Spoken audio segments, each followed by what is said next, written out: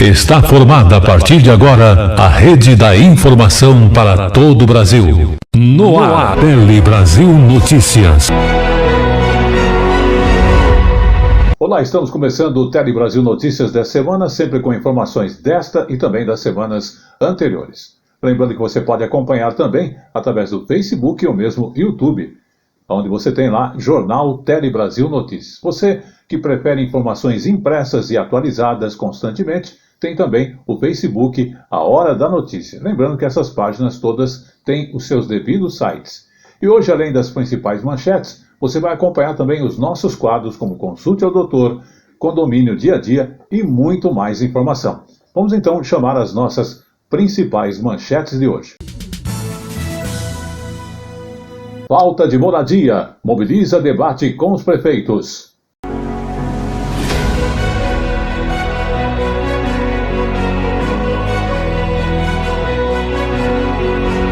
Anvisa autoriza a volta ao mercado de 930 produtos, como pomadas capilares que estavam suspensas.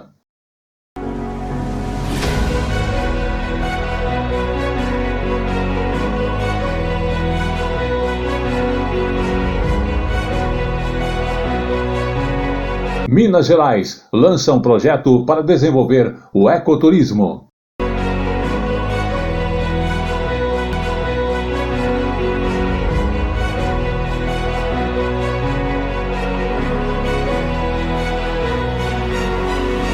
Tudo isso e muito mais, já já para você, no Tele Brasil Notícias.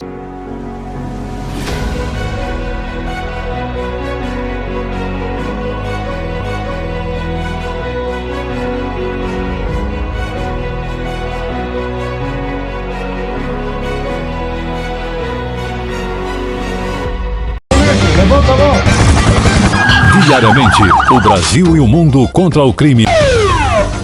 No Polícia em Ação. Confira.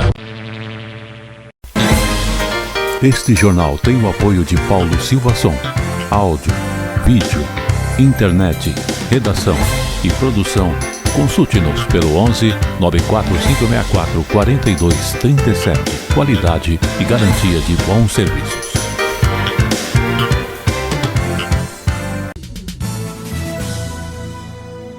E começamos a edição de hoje falando sobre a falta de moradia. Exatamente, habitação.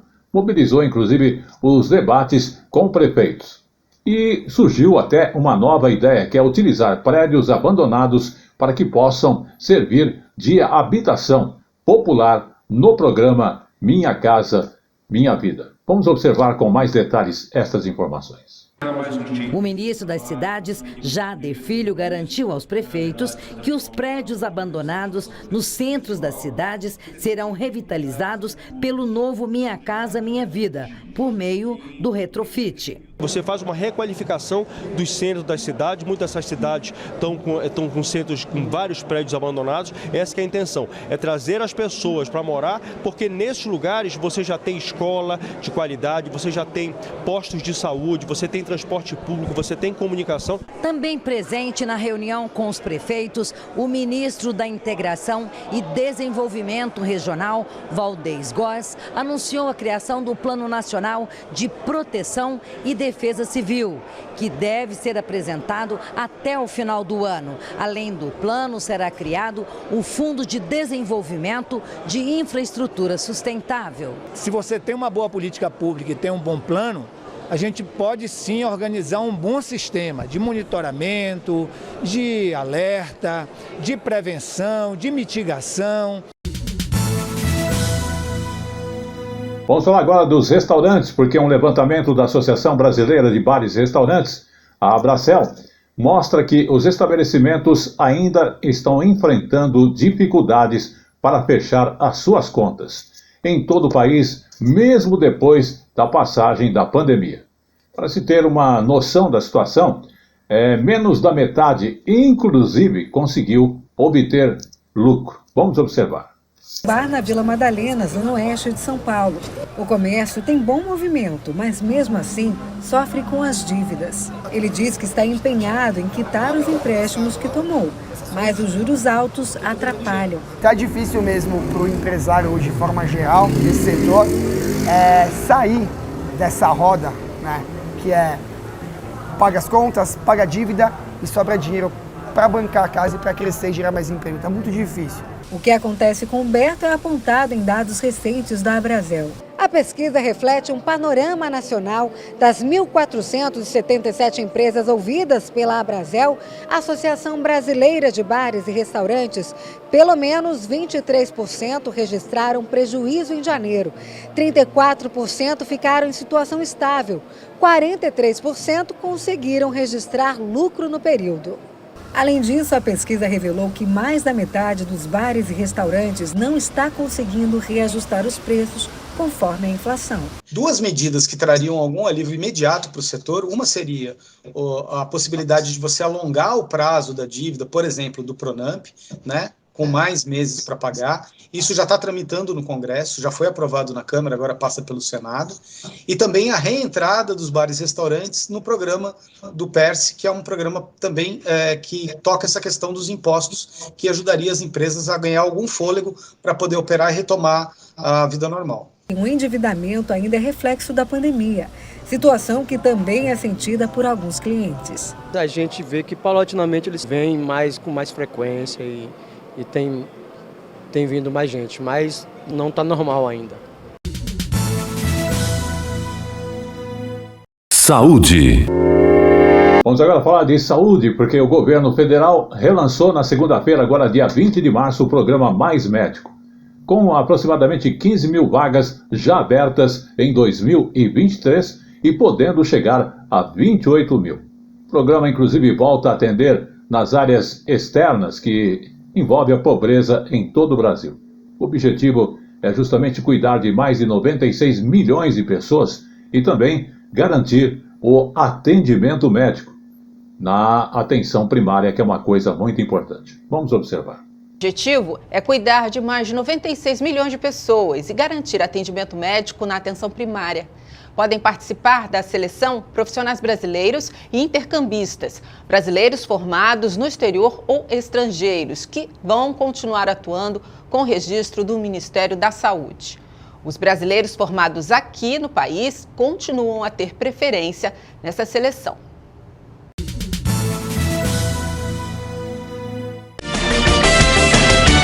A informação na medida certa que você gosta. Um telejornalismo dinâmico, nacional e regional. Jornal Tele Brasil Notícias. A informação na medida certa que você gosta.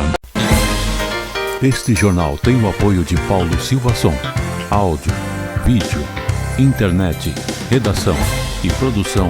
Consulte-nos pelo 11 94564 4237. Qualidade e garantia de bons serviços.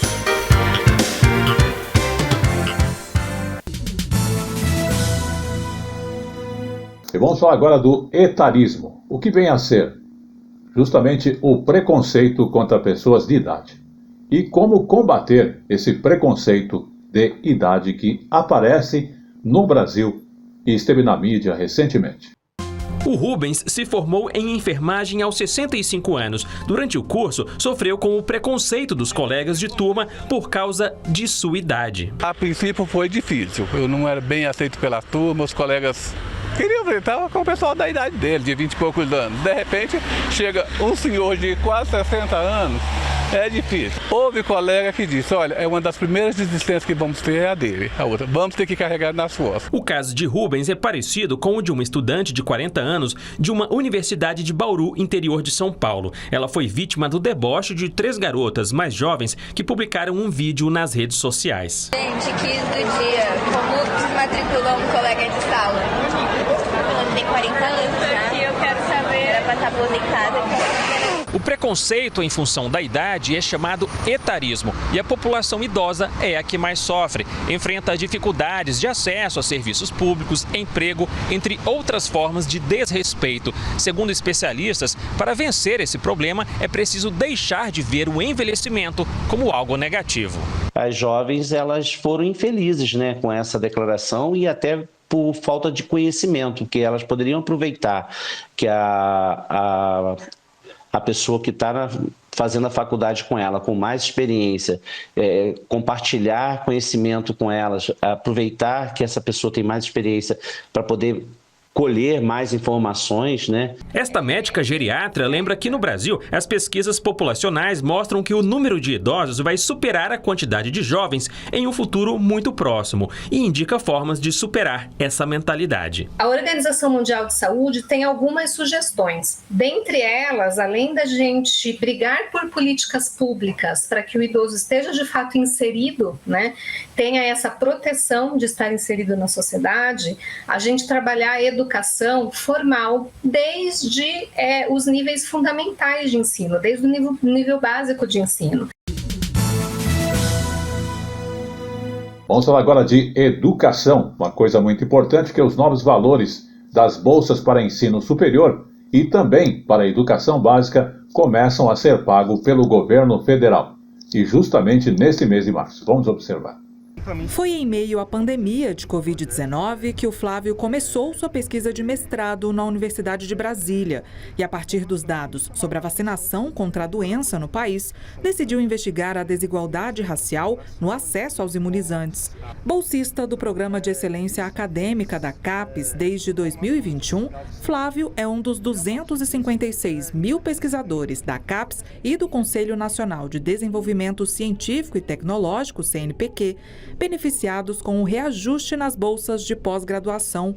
Os novos valores começaram a ser pagos em março. Muitos pesquisadores acabam tendo que recorrer a fontes secundárias de renda, fontes complementares, que muitas vezes não têm relação com o seu âmbito de pesquisa. E muitas vezes essas fontes de renda acabam interferindo no processo da escrita acadêmica. Com reajuste de 40%, a bolsa de mestrado subiu de R$ 1.500 para R$ 2.100 e a de doutorado passou de R$ 2.200 para R$ 3.100. Já a bolsa de pós-doutorado teve aumento de 27% e subiu de R$ 4.100 para R$ 5.200. As bolsas de iniciação científica e docência tiveram reajuste de 75% e subiram de R$ 400 para R$ 700. A de iniciação científica júnior passou de R$ 100 para R$ 300. O investimento total do governo com o aumento nas bolsas é de mais de R$ 1 bilhão e 400 milhões de reais. A CAPES também anunciou em março o aumento no número de bolsas de mestrado e doutorado concedidas pela Fundação, de 84 mil para mais de 89 mil. As bolsas são para programas de pós-graduação stricto sensu em instituições de ensino e pesquisa públicas, comunitárias e particulares de todo o país. Foi possível conceder esse número maior de bolsas, né, graças ao incremento que houve no orçamento da CAPES depois da aprovação da PEC da transição. Então, isso permitiu que a CAPES não só fizesse o reajuste dos valores das bolsas, que já tinha uma defasagem de 10 anos, como pudesse, então, agora conceder bolsas novas para os cursos, né, que iniciaram e também para aqueles cursos que subiram de nota. Muito bem, vamos falar agora com você que está aí realmente endividado, com o nome até no SPC. Mas lembre-se que até 31 de março, quem tem então dívidas em atraso vai poder negociar com os bancos. É o mutirão de negociação. É importante ficar atento, porque também se recebe lá orientação financeira. Vamos observar. Jocélia comprou uma geladeira e dividiu o valor no cartão de crédito, mas logo perdeu o emprego e não conseguiu quitar as prestações. Com o tempo passando e os juros altos, a dívida cresceu e chegou às alturas, impossível de pagar. A dívida hoje está R$10 mil, aí eu não consegui pagar ainda. R$10 mil, quem é que tem R$10 mil hoje em dia, né? Não tem nem como. Assim como a Jocélia, cerca de 65 milhões de brasileiros estavam com contas em atraso em janeiro deste ano, segundo o levantamento feito pela Confederação Nacional de Dirigentes Lojistas e pelo SPC. Para ajudar esse grupo a negociar dívidas com os bancos, foi iniciado um mutirão em todo o país, que vai até o dia 31 de março. A ação tem a participação da Secretaria Nacional do Consumidor. É da dignidade da pessoa humana que nós temos que ter como norte para comandar todo o nosso trabalho. Trabalho da Senacom, trabalho integrado dos PROCONs, de todas as entidades ligadas ao consumerismo, ao direito do consumidor. Podem ser negociadas dívidas de cartão de crédito, cheque especial e consignado. Só não estão nesta lista as que possuem como garantia bens. As negociações podem ser feitas diretamente com um banco ou financeira. Outra opção é acessar o portal consumidor.gov.br. Na página do mutirão, há vídeos mostrando como abrir o pedido de negociação. A Jocélia já se decidiu. Vai negociar a dívida. Estou trabalhando agora e vou renegociar minha dívida. Hoje tem que ter o nome limpo hoje em dia. Saúde. Muito bem, na saúde vamos falar de um assunto bastante importante, que é uma conquista na área justamente das mulheres que acontece nesse mês de março, que é a lei que reduz para 21 anos a idade mínima para se fazer procedimentos, inclusive contraceptivos, que envolve as áreas de laqueadura e também vasectomia. Ou seja, foi retirada também aquela questão de necessidade de autorização que o esposo é o cônjuge para se realizar esta operação. Vamos observar. Carolina tem 29 anos e é mãe de 6 filhos. Ela desejava fazer a laqueadura há 5 anos, quando estava grávida da sua 4ª filha. Ela pretendia fazer o procedimento junto com o parto, mas a legislação não permitia. Ela engravidou de Cauã, o mais novo, que está com quase 2 meses de idade, enquanto tomava pílulas anticoncepcionais. Estava tomando anticoncepcional já há 3 anos, desde que meu filho nasceu, né? E comecei a engordar, falei, gente, é uma coisa estranha. Fiz o teste, deu positivo, mas já descobri com 6 meses. Eu tô tentando fazer a laqueadura desde 5 anos atrás, quando eu tive a minha 4ª filha.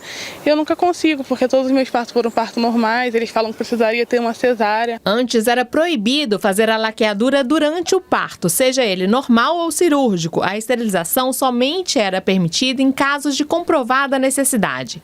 Com a nova lei, as mulheres podem fazer o procedimento durante o parto, desde que manifestem a vontade 60 dias antes. Essa laqueadura vai ser feita no ato do nascimento, ou seja, se ela tiver um parto cesárea, é feito logo após o parto. Se for um parto normal, ela não precisa passar por uma cesariana. Ela pode fazer depois do parto imediato por outra via. A nova regra, que entrou em vigor, permite que homens e mulheres possam fazer o procedimento de esterilização sem precisar de autorização do parceiro. Outra mudança é a diminuição da idade mínima de 25 para 21 anos. Pode-se fazer um trabalho multidisciplinar para que essa decisão seja plena. A partir do momento que nós temos essa mulher dona do seu corpo decidindo se quer ou não laqueadura, foi um grande ganho.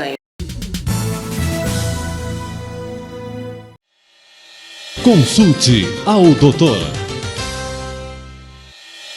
Muito bem, o Consulte ao Doutor está de volta e aí atendendo mais uma vez a sua pergunta, a sua dúvida, esclarecendo para você na companhia da doutora Silene Alexandre.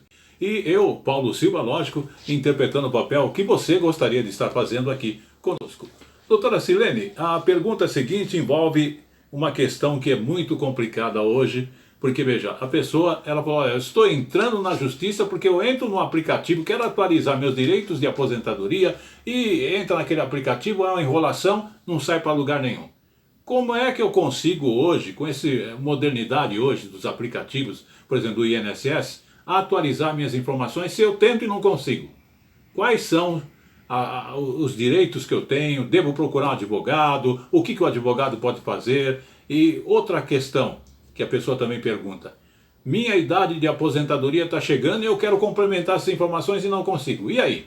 Quem é que resolve isso? Sua idade está chegando para você se aposentar? Ótimo, procure um advogado previdenciário, ali ele vai fazer todo um organograma junto com o seu CNIS, e ele vai lhe dizer quantos meses, quantos anos, quanto tempo você precisa fazer para fazer o pedido, adentrar com o pedido da sua aposentadoria. Ponto. Então é importante você procurar um advogado especialista em previdência. Primeiro passo. Quanto o meu INSS.org.br realmente é um aplicativo muito complicado, ele está muito prejudicado porque a busca e a procura é muito grande, então o site está meio que, digamos assim, encavalado, cheio de demandas, então realmente ele não está funcionando muito bem. Bom, o que você deve fazer? Ligar no INSS, agendar uma consulta com um funcionário, eles vão te explicar direitinho, levar todos os documentos necessários, carteira, SIC, RG, CPF, endereço, tudo cópia, gente, não deixa nada original no INSS, porque eles perdem, tá? E depois fica muito difícil você conseguir correr atrás dos seus documentos e da sua carteira devidamente atualizada. Bom, ali você já dá entrada no seu pedido de aposentadoria ou cálculo do tempo de aposentadoria, tá certo? Então, o segundo passo é este.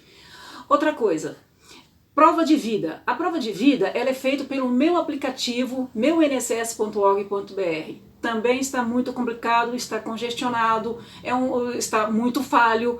Então você liga na sua previdência, num posto mais próximo da sua casa, na sua cidade, agenda com o funcionário e eles lá são obrigados a atendê-lo e fazer todas as informações. Ah, doutora, mas eu não consegui ligar, eu não consegui acessar o aplicativo. Procura um advogado previdenciário que ele irá te orientar de todas as formas. E o nosso quadro Consulte ao Doutor vai ficando por aqui, voltando na semana que vem, sempre com a presença da doutora Sirlene Alexandre, que tem o seguinte contato para você falar diretamente com ela. 011 São Paulo 997-686749 ou pelo e-mail advocaciatrindade@hotmail.com. Consulte ao Doutor.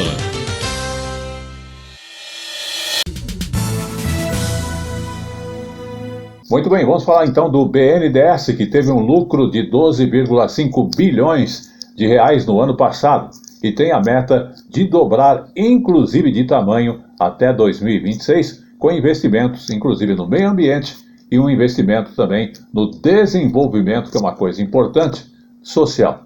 Vamos observar. O balanço financeiro do BNDES revelou que o banco, em 2022, teve um faturamento de 12 bilhões e 500 milhões de reais. Apesar do resultado positivo, a diretoria do BNDES diz que o momento é de preocupação, porque desde o ano de 2015, o banco vem diminuindo de tamanho devido à política de desinvestimento, que inclui a venda de parte do patrimônio.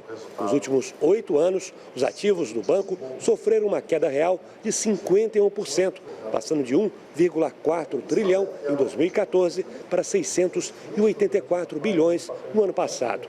Outro problema apontado foi que nos últimos 8 anos, o BNDES transferiu para o Tesouro Nacional, que é o caixa do governo, 1 trilhão de reais. Segundo o presidente do BNDES, Aloysio Mercadante, esse dinheiro deveria ter sido utilizado para incentivar a economia e gerar emprego e renda para a população. Esse é o capital próprio do banco e aquilo que o nosso trabalho da instituição realizou e que deveria voltar para a economia, como crédito, como financiamento, como geração de emprego, de renda. Para reverter esse quadro, Aloysio Mercadante pretende voltar a investir no banco, que deve dobrar de tamanho até 2026.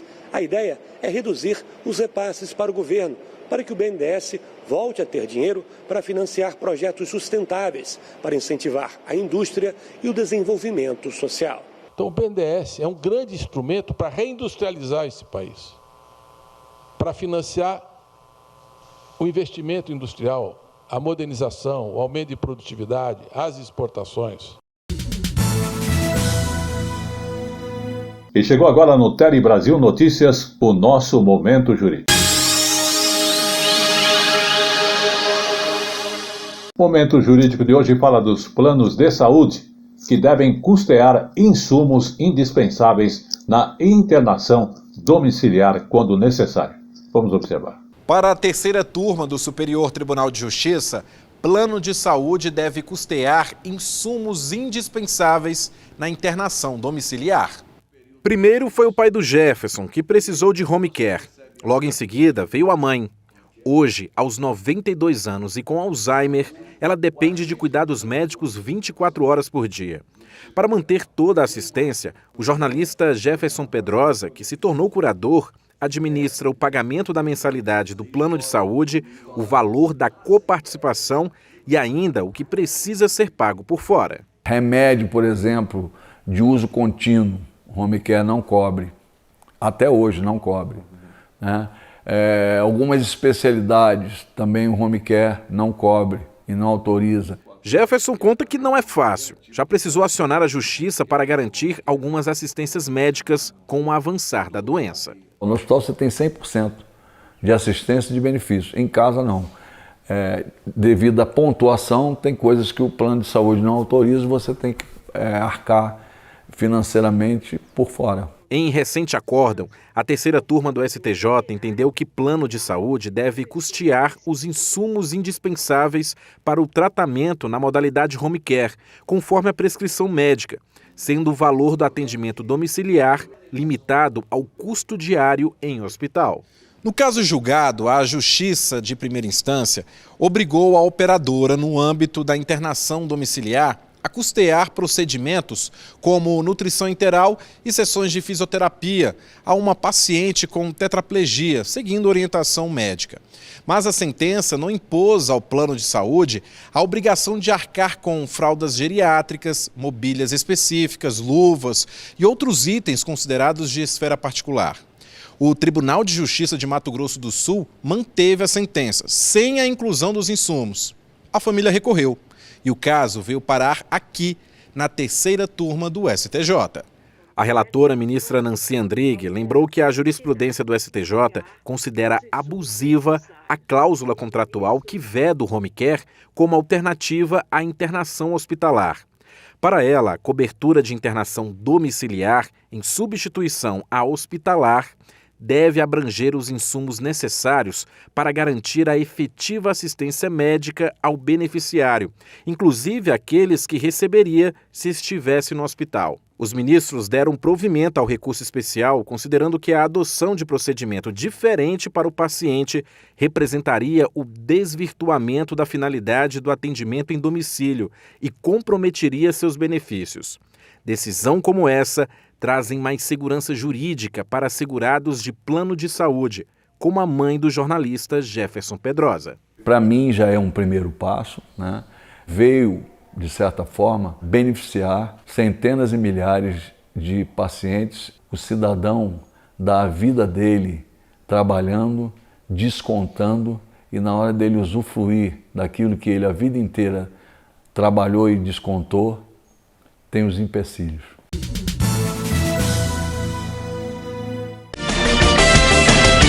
A informação na medida certa que você gosta. Um telejornalismo dinâmico, nacional e regional. Jornal Tele Brasil Notícias. A informação na medida certa que você gosta. Saúde. Vamos falar de saúde, mais de uma orientação e também de novas medidas da Agência Nacional de Vigilância Sanitária, Anvisa. Ela autorizou então a volta ao mercado de 930 pomadas capilares. Lembrando que esta comercialização e uso do produto para trançar ou modelar ou fixar o cabelo estava proibida desde o dia 9 de fevereiro de 2023. Justamente depois que foram registrados aqueles casos que a mídia divulgou de graves lesões nos olhos relacionados ao uso justamente dos produtos. Vamos observar então com mais detalhes. Cerca de 900 pomadas usadas para trançar, modelar ou fixar cabelos podem voltar a ser comercializadas. A Anvisa havia proibido a venda depois que diversos consumidores apresentaram perda temporária da visão, forte ardência nos olhos, lacrimejamento intenso, coceira, vermelhidão e inchaço dos olhos, dores de cabeça e queda intensa de cabelo. Segundo as investigações, a maioria dos produtos que causaram problemas oculares apresentava altas concentrações de uma substância chamada Cetiaret 20. As pomadas que contêm mais de 20% dessa substância, ou as que ainda estão com processos de regularização sanitária em desacordo com as normas em vigor, não foram liberadas. Para saber quais pomadas foram autorizadas para comercialização, basta acessar o site da Anvisa, gov.br/Anvisa. Desde o início do ano, a agência já cancelou a autorização de 635 produtos por uso de ingrediente não autorizado ou fora do limite, ausência de declaração do responsável técnico da empresa e não apresentação de estudos e testes solicitados. Condomínio Dia a Dia. Muito bem, está de volta ao Condomínio Dia a Dia. Ao meu lado, a doutora Silene Alexandre e eu, Paulo Silva, aqui no comando para você e falando agora sobre a questão de zeladores e também você que é porteiro. No caso, quais são as obrigações do zelador e também dos porteiros? Para não dar acúmulo de função, né? São duas funções. O acúmulo de função é uma pergunta que eu estou deixando para o final, porque justamente é onde a gente vai conversar mais, respondendo aí as dúvidas lá do João, do Carlos, que são porteiros ou que são zeladores, e alguns até veteranos aí de prédios, né? Mas eu estou no meu almoço, tem que ir lá descer para atender o rapor. Mas não pode. Vamos primeiro esclarecer, então, quais são as funções. Bom, são duas funções distintas. Primeira coisa, juridicamente, zelador e porteiro são duas funções distintas. Ponto. O zelador zela mesmo pelo prédio. Ele poderá ficar ali uma hora, na hora que aquele porteiro for almoçar. Neste caso, não dá acúmulo de função. Mas se isso fica de manhã, tarde, noite, já dá quais são as funções do zelador? O zelador, ele vai cuidar, administrar os funcionários que varrem, que lavam, que recolhem o lixo. Então, ele vai administrar e também ele vai lavar, porque o zelador, ele zela, a palavra zelar. Ele também vai lavar, ele vai auxiliar no lixo, ele vai carregar, ele vai, de repente, aquele zelador é contratado também para fazer pequenos serviços na área externa, não na interna. Tem que tomar muito cuidado. Zelador não é responsável para a manutenção de apartamento dentro do apartamento. Na questão da piscina, ele é responsável? Sim, ele é responsável sim pela limpeza, mas geralmente os condomínios contrata uma terceirizada para fazer a limpeza uma vez por mês, mas ele pode ser sim de manhã, pela manhã, tirar um cisco, um papelzinho, alguma coisa. Mas ele não é especializado para fazer o tratamento da piscina? Não, o tratamento não. Tá. O tratamento não, porque aí dá adicional, viu? Certo, vamos à questão agora do porteiro. Função de porteiro. Ele pode ser CLT ou também pode ser uma empresa especializada. Terceirizada. Quais são as funções essenciais que ele tem que cumprir e de que forma ele tem que estar preparado para isso? O porteiro é porteiro, então ele tem que zelar pela portaria. Ponto. Ponto. Ele pode fazer outra coisa? Não. Agora, a gente tem que tomar cuidado também, porque tem uns condomínios muito pequenininhos. Se este porteiro e zelador ao mesmo tempo, que eu já vi, vai conseguir acúmulo de função na justiça? Vai. Certo. Vai acontecer. Porque porteiro já está dizendo portaria. Ponto. O zelador que pode ter múltiplas funções. Mas porque a própria palavra é zelar, cuidar. Mas me explica uma coisa. Eu estou lá na portaria, sou lá o Paulo Silvino na portaria, o porteiro, estou lá. Aí chega aquele monte de mercadoria, eu tenho que atender o telefone, tenho que abrir a porta para o condomínio, aquele monte de produtos lá. E aí? Tem que ter dois, lembra que eu te falei? A portaria hoje é obrigatória ter duas pessoas. Entendi. É para isso. 2 porteiros. Hoje, um apartamento superior a 50 unidades tem que ter 2 pessoas. O zelador que fica, o porteiro que fica ali atendendo o telefone e tal, e o outro exatamente para atender essa demanda que você acabou de falar. Certo. Sempre tem que ter 2. Por isso que no nosso condomínio tem 2. Sempre. Certo. E no caso aí, o porteiro então tem as funções dele de atender, ele tem que ter algum curso? Quais são os preparativos para esta função?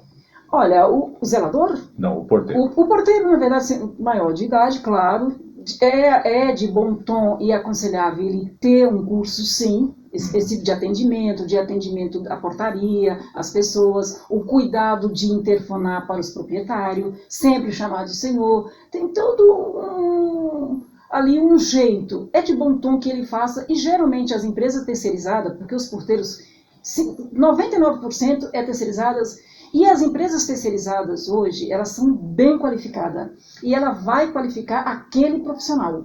Certo. Bom, vamos agora então às perguntas dos moradores e também às perguntas de você, que hoje é zelador e porteiro.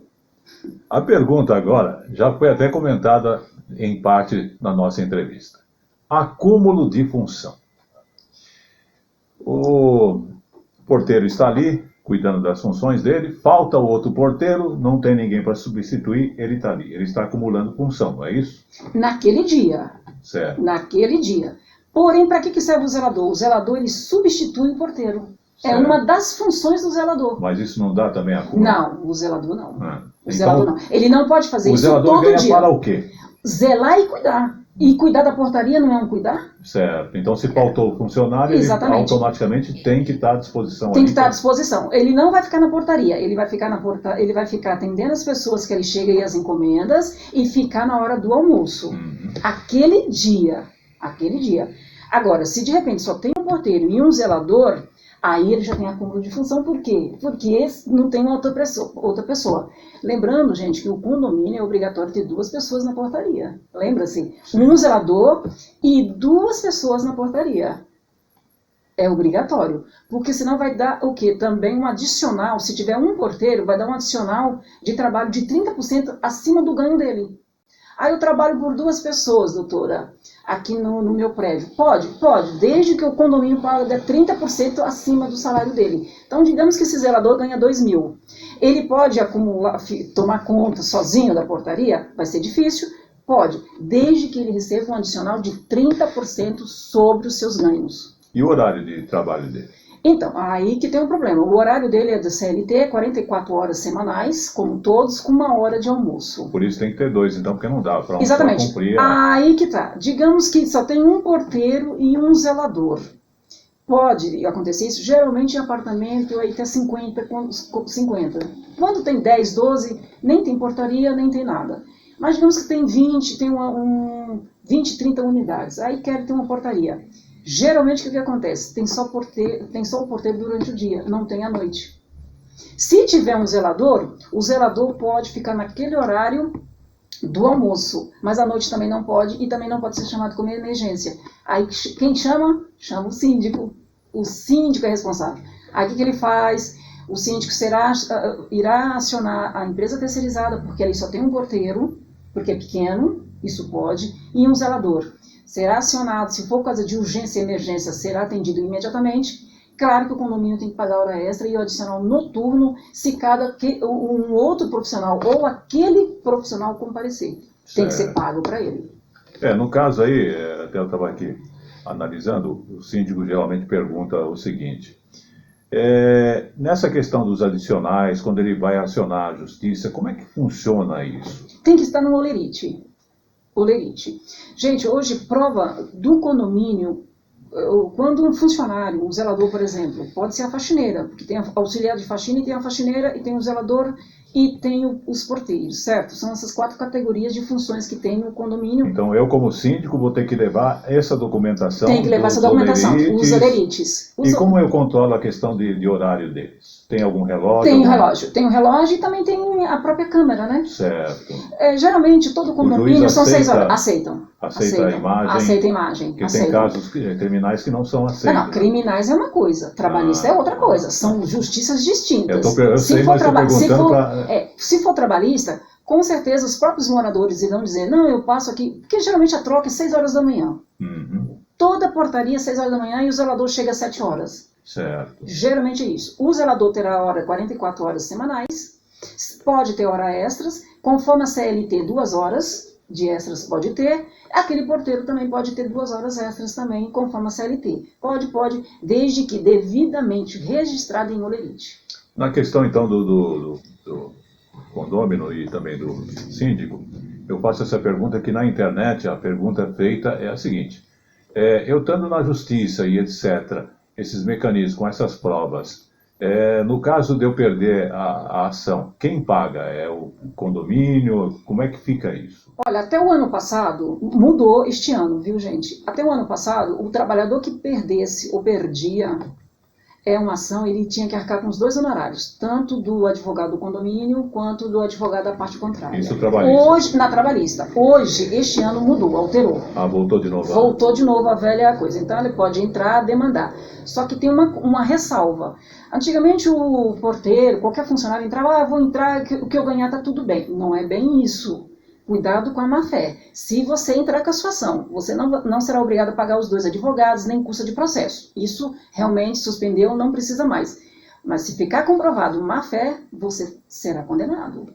Então hoje você não pode simplesmente, eu vou entrar, o que eu ganhar, eu ganhei. Tinha muito isso. A pergunta do síndico, você bem específica, ele me mandou no WhatsApp, ele tem lá o prédio e, no caso, ele estava pagando um valor que, segundo a ação trabalhista, não correspondia ao piso oficial do sindicato. Ele pagava um outro local que era sindicato também, só que não batia os mesmos pisos. E aí? Não, mas aí tem os sindicatos dos condomínios. Então, teve comida de bola aí do síndico. Tá. Porque às vezes teve comida. Porque é o seguinte, todo condomínio sabe muito bem o sindicato dos condomínios e o sindicato dos trabalhadores. Ponto. E não tem como. Se houve uma troca aí de sindicato, houve aí, então, uma desinformação, não vou nem dizer má fé, eu vou dizer aí uma desinformação desse síndico. Porque o sindicato, ele é muito claro e específico. E se for uma empresa terceirizada, ela é obrigatória a trazer a convenção para o condomínio. O condomínio não pode admitir uma empresa terceirizada com um problema com seus funcionários, porque ela responde, aí realmente ou é falta de informação, ou é má-fé do síndico, não pode, vai responder mesmo. Só que aí, gente, tem uma coisa, se o síndico agiu de má-fé, se for desinformação, tudo bem, você deixa até passar. Mas se for constatado má-fé do síndico, os proprietários vão pagar aquele funcionário e aquela empresa. Porém, depois pode entrar com ação de regresso contra o síndico. E o síndico pode perder o apartamento. Do próprio bolso dele. Do próprio bolso. Então, isso aí temos que analisar. Cada caso é um caso. Porque, veja, o caso que eu estou comentando é um caso que a pessoa mudou o sindicato do coisa de pagar por causa das funções. Embaixo estava assim. Não pode fazer isso. Tem que ter convenção. O síndico, ele é obrigado a pegar convenção do sindicato. Não tem. Então é problema seu, você vai responder ao seu síndico, porque isso é obrigatório. Certo. Não tem justificativa. Então não tem justificativa. Aí é erro do síndico. Existe só uma diretriz, um sindicato e um só piso, é isso mesmo? Exatamente. Não tem outro intermediário? Não, pode ter sindicato trabalhista 1, 2 e 3, mas as convenções são as mesmas. O piso ele é nacional.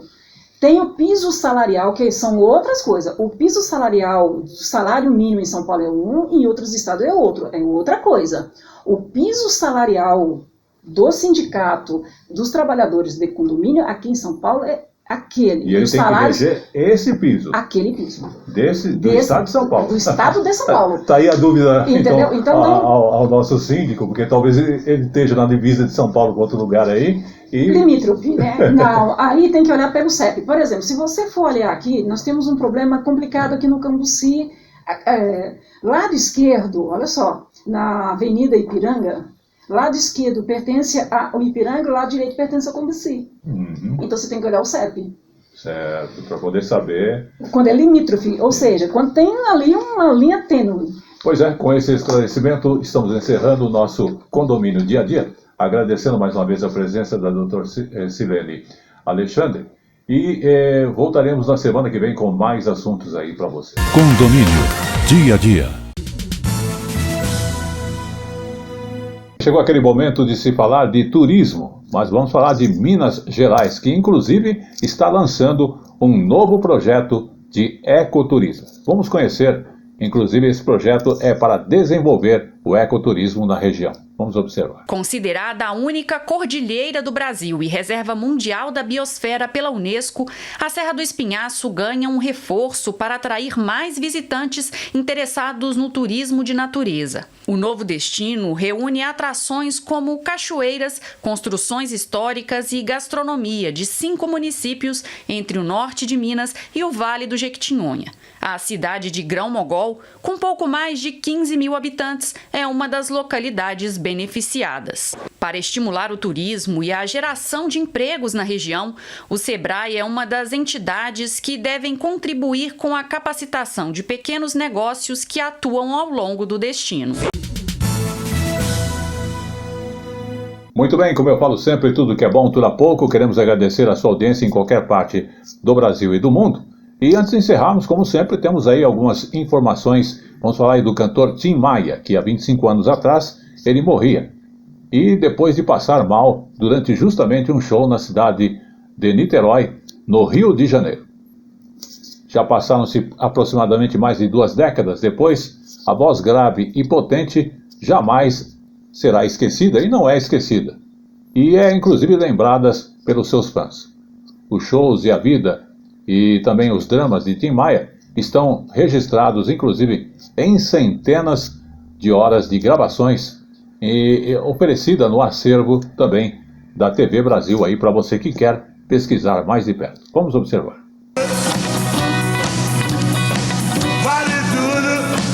O que falar sobre Tim Maia que ainda não foi dito? Que ele era o síndico, o cantor romântico e de suas próprias dores, faltava aos shows, morreu praticamente em cima de um palco. Tudo isso é verdade, mas a vida de Sebastião Rodrigues Maia é muito mais. Os shows, a vida e os dramas de Tim Maia estão registrados em centenas de horas de gravações. Aqui no acervo da TV Brasil, a trajetória do ídolo está guardada em antigas fitas magnéticas, como estas quadriplex, por exemplo. O mundo só vai ficar legal depois que terminar o dinheiro.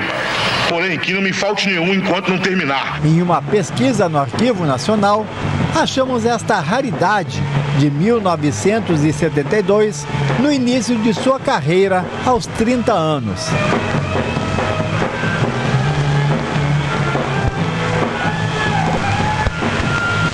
A música é harmonia, melodia e ritmo.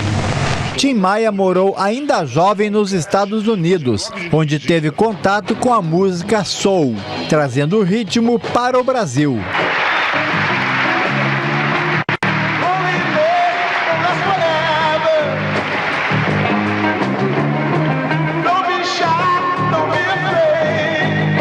Há 25 anos depois de sua morte, a história se mistura à ficção e surge a lenda, esta imortal, registrada mais recentemente em peça e filme. O Tim Maia revoluciona, o Tim Maia mistura, o Tim Maia é essencial, ainda é, né? Essencial para a música brasileira pela potência vocal dele, pela genialidade musical dele. Ele foi um cara genial, ele foi à frente do seu tempo, tanto é que até hoje ele está aí presente nas festas, nas massas. O Tim Maia era muito intenso e viveu como quis, né? Teve um preço caro por conta disso, pagou um preço caro por conta disso. Muitas vezes tem, isso tem no filme, um momento de solidão, sabe? Ali quando ele chama a polícia porque ele está sozinho. Então é impossível você sair de uma experiência dessa da mesma maneira que você entrou. Então Tim Maia mexeu comigo profissionalmente, foi muito enriquecedor e também pessoalmente. O último show de Tim Maia foi no dia 8 de março de 1998, no Teatro Municipal de Niterói, mas ele não conseguiu terminar. Morreu uma semana depois, passando para a eternidade. Nas ruas, os fãs ainda sabem decor as músicas do ídolo. Não sei por que você se foi, quanta saudade eu senti. Ela partiu e nunca mais voltou, que é clássico, né? Trago essas rosas para lhe dar, meu amor. A semana inteira fiquei esperando pra te ver sorrindo, pra te ver cantando. Quando a gente ama, só se quer amar, se quer amar, se quer amar, de jeito maneiro, não quero dinheiro. E este foi o Tele Brasil Notícias da Semana, que agradece os apoios técnicos do Pedro Henrique, também do João Vitor, e estaremos de volta a semana que vem com muito mais informações para você.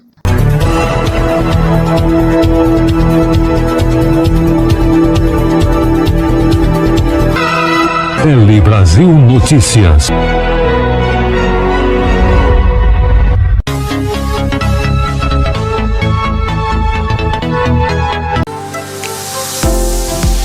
Espaço Empresarial Internacional. Estamos de volta com o Espaço Empresarial Internacional e o assunto de interesse hoje, conversado com a doutora Sirlene Alexandre, é justamente a questão das arrecadações, porque parece que em 2022 a arrecadação deu um pulo, inclusive com um recorde histórico. É verdade isso? É verdade, só que este aumento tributário é devido à política do Paulo Guedes e do Bolsonaro. Então não é ainda do novo governo que assumiu. Do novo governo, infelizmente, vai ser um meio que tragédia, porque eles são baseados em aumento de impostos. São rápidos em cobrar e difíceis de pagar. Do governo Lula vamos ter inflação e a gente só pode ter, infelizmente, o que os economistas e alguns juristas hoje estão aí pensativos e analisando, é que infelizmente poderemos ter um aumento sim de impostos e de arrecadação, mas infelizmente aí com muitas dificuldades para o empresário e muito desemprego. E na questão daquele investidor internacional, lá fora, é lógico que ele não tem muita dor de cabeça, que ou ele recebe o produto que é exportado daqui que é importado daqui para o Brasil, né? Ou ele exporta, né? Tem duas circunstâncias, não é isso? Sim. Olha, se tem aumento de impostos, é melhor para quem está exportando, ou seja, comprando. Se for para quem está importando, que para ficar aqui vai ser muito ruim. Tudo vai chegar para a gente muito mais caro, você concorda? E o dólar? Mas o dólar está R$5 e pouco. Mas aí é livre mercado. O mercado não é só o dólar. Aí que está. O mercado é uma série de coisas, é um conjunto de coisas. O dólar é uma das. Então, se o dólar está baixo, é ruim para o mercado para exportação. Você está entendendo? Sim. Mas para nós aqui, ela gera prejuízo. Aí que está. Então, o dólar baixo teria que ter um juros baixo, diminuição de impostos, e não o contrário. O dólar baixo aumenta impostos, qual a justificativa de aumentar impostos? Então, se tudo é comprado em dólar? Certo, mas eu estou falando que a tendência do mercado, por exemplo, a Bolsa de Valores sobe, o dólar está 5 e pouco, chegou a cair até R$5. Sim, né? Mas se eu fosse empresário, eu também faria isso. Eu largaria o dólar e compraria bolsas. Na Bolsa de Valores, olha, o mercado, ele é cruel mesmo, ele é cruel, ele não tem um CNPJ, ele não tem um lugar, não tem nada, ele vive infelizmente, desses altos e baixos. O que o Lula está causando e o Haddad está causando isso aí? Mais especulação no mercado, e claro que tem sempre alguém que vai ganhar. Agora, então, se ele não fizesse isso, não teria essa volatilidade muito grande. Falando de produtos mesmo, né? Por exemplo, eu sou uma empresa norte-americana e vou aqui trazer meu produto para o Brasil. Ela não sofre nenhuma consequência com esse aumento de... Sofre, todos os empresários, todos. Acontece o seguinte, o Brasil, ele atrai muitos empresários, muitas empresas no Brasil por conta da taxa Selic, que é muito alta. Então, o que vai acontecer? O Banco Central vai chegar uma hora, ele será obrigado a aumentar a taxa Selic.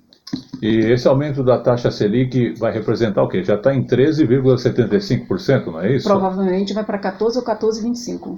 E aí, juros... Fica atrativo para o nosso empresário, para o empresário que busca o Brasil como alternativa. Certo. Agora, para a gente aqui mesmo... Nós vamos sofrer porque tudo isso recai no consumo. Essa medida aí do Haddad e do Lula economicamente... Os maiores prejudicados são os consumidores, principalmente o final. Aquele que vai na padaria, aquele que vai no mercado, aquele que vai no açougue. Certo, eu até estava analisando essa questão aqui, porque veja, é uma situação bastante complicada, né? Juros altos representa redução de disposição de recursos financeiros para você fazer as coisas. Não, mas para os nossos empresários. Para o outro empresário lá de fora, representa lucro. E ele, claro, que não vai colocar uma empresa aqui para ter uma 40% sobre a sua folha de salário de trabalhador. O que ele vai fazer? Aplicar na Bolsa. Certo. Então ele tem uma saída... Ele tem uma saída na Bolsa de Valores. E o que acontece? A volatilidade é muito grande. Isso aí, na verdade, eu não estou falando mal de quem aplica na Bolsa, não, gente. Eu estou falando que o momento político é favorável a isso. Se o Lula não tivesse aumentado os impostos, se tivesse realmente um plano, se a nossa reforma tributária saísse mais adequada, não teria tantos empresários especuladores na Bolsa. Então, à medida que o Lula faz muito barulho, que o Haddad faz esse tipo de coisa, que todo mundo está vendo, não sou eu, o mundo todo está vendo, que a máquina pública inchou e que aumento de impostos estão vindo, claro que eles vão querer investir no Brasil, desde que a taxa Selic seja mexida pelo Banco Central. E como que você contém a inflação? Aumentando a taxa Selic. Certo. Se eu conseguir conter a inflação, de um outro lado... Pelo aumento, exatamente, mas aí você causa desemprego e aumento nas coisas. É o que prevêem alguns economistas, até falando porque o nosso mercado é livre mercado. Certo. Então ele não pode ser tabelado, não pode ser... Não pode. Você tem que deixar livre demanda. Certo, porque antigamente era um mercado bem restritivo, que a Conab padronizava os preços de alimentos. Mas isso não pode, porque na Argentina está tendo isso agora. Uhum. E lá está faltando carne. Certo. Lá está faltando comida. Lá, você vai na prateleira, lá os mercados não eram como eram antigamente, transbordando. Uhum. Quando você começa a imprimir, aí se chama imprimir dinheiro. E enfraquece a economia do país. Né? Você tá fabricando seu próprio dinheiro e vocês não sabem, a Argentina compra papel moeda do Brasil e o Brasil está vendendo muito caro para eles. Uhum. É por isso que tem aí uma briga fiscal muito grande. Só que é o seguinte, ele está imprimindo dinheiro e ele precisa desse papel, precisa comprar de alguém. O Brasil tem à disposição. Não tem nada a ver com o que a gente está falando, mas eu vou te fazer uma pergunta aqui que acho que muita gente está perguntando. E essa questão de transformar o real numa moeda única, mesmo que seja só para o Mercosul? Isso não vai funcionar, não funciona. Temos aí a Europa que tentou moeda única e o que aconteceu hoje? Todo mundo saiu. Sabe o que está acontecendo lá? Quem permaneceu naquele consórcio lá na Europa, a Alemanha está pagando o preço de todo mundo. Que é o BRICS, não é isso? Que é o BRICS. Só que todo mundo quer sair do BRICS agora. Não funciona, sabe por quê? A economia do Brasil é muito mais forte. A Argentina, me desculpa, eu com todo carinho aos argentinos, mas não tem condições de disputar com o Brasil no mercado. Porque no caso diz que alguns países estariam em conjunto e o Brasil seria a Argentina? O Brasil seria a moeda mais forte, né? Que assumiria até isso aí é uma forma... a dívida dos outros países. Isso seria uma forma do Brasil usar o nosso dinheiro para melhorar a economia dos outros. Uhum. E a nossa, e o povo. Não dá nem para comentar, né? Então, muito bem. Isso não vai sair. Com esta última informação, o Espaço Empresarial Internacional vai ficando por aqui e voltando na próxima semana.